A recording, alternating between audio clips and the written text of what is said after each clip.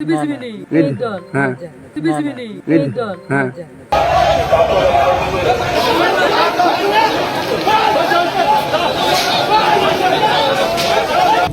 দায়িত্ব নিয়ে বলছি, আগামী দিন সোনামুড়া বিধানসভার একটা বুথ আমি সিপিএম কে জিততে দেবো না। আমি প্রতিমন্ত্রীর কাছে বলছি, কখনো জিততে দেবো না।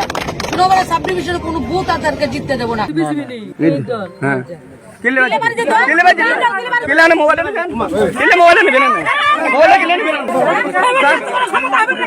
মোবাইল